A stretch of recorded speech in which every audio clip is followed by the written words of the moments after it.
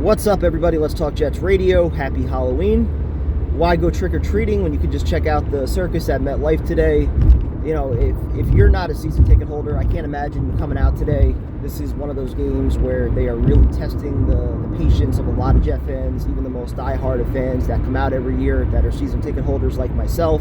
We're in the third game, and already you can get tickets for $17, which is like 25% of what I paid for them. So you really start questioning why you make these decisions every Sunday to do live streams and watch the team, come out to support the team, spend money on the team, when they don't make it fun at all. The funnest part, and we joke about it every week, but it's true, the funnest part of coming out to these games is the tailgate, the interactions with fans and family, and just getting to eat, drink, and enjoy some food. So it sucks that the Jets have made life like this, and with all the stuff going on during the week, following the 54 points that they gave up, and then the trade for Flacco, which was just, it screams of organizational ineptitude, simply put. I mean, the article from Tony Pauline, he put it best where, it was a panic move that just showed the dysfunction in the organization, when it was well known by anybody who follows the team, you need a veteran backup.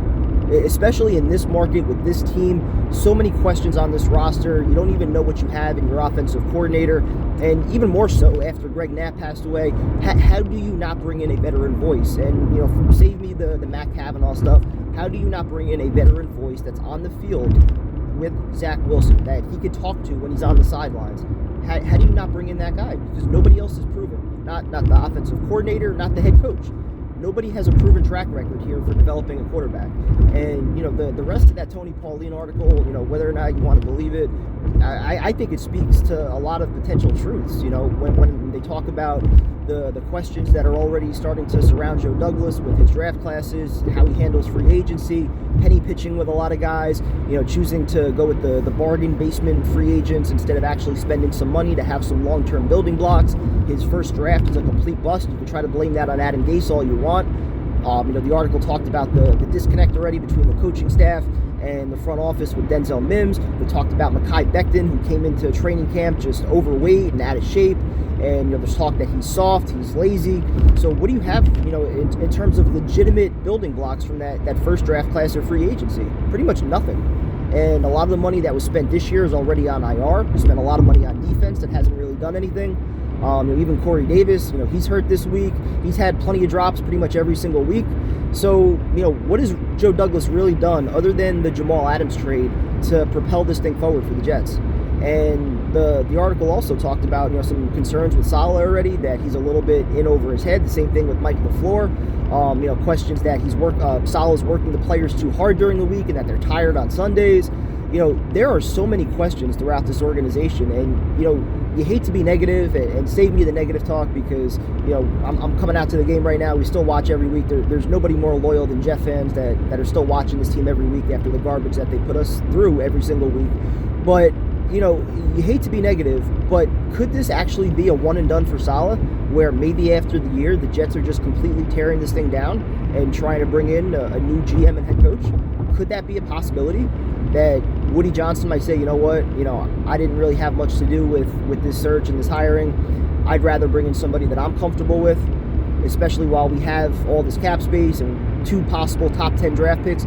Could this be the right time to try to get it right again? Or do you allow Joe Douglas to, kind of get into that Mike McCagnon territory where maybe he feels like he's got to make a splash move, he deviates from the plan, which could be a good thing, and he actually spends some money, tries to make some moves to propel things forward a little bit more. And again, with the draft picks, how does he handle that? Does he focus more on, players that need some development versus guys that are a little bit more ready right now to step in and play? There are so many questions, and that's kind of what, you hope for today, is to start finding some answers. We obviously can't watch Zach Wilson today, which was the whole point of this season, to develop your quarterback and find out what you have in him. So if you can't do that part, at the very least, try to find out what you have elsewhere. Give Denzel Mims his opportunities. Put the ball in Elijah Moore's hands. Let Michael Carter be the feature back. See what you have in him. Jabari Zuniga, he got activated off the practice squad. Get him some reps. See what you have there, even though he showed you absolutely nothing in the preseason. Just try to get some of these young guys, and you're getting C.J. Mosley back on defense, which that should be a boost for some of the other guys that are out there. Try to find out what you have in some of these young corners who are all going to be tested with those Bengals wide receivers. So hopefully you get some answers today, but I'm not expecting this game to be pretty by any means. I think the Bengals are just going to run all over us. Burrow should have a day, but I do think in the second half it's probably going to be out of reach where they're just not even looking to put up points and just running out the clock. So I think this is going to be a laugher, but hopefully the Jets can make them competitive. Hopefully there are some fans in the stands and this isn't miserable. So talk to you guys later.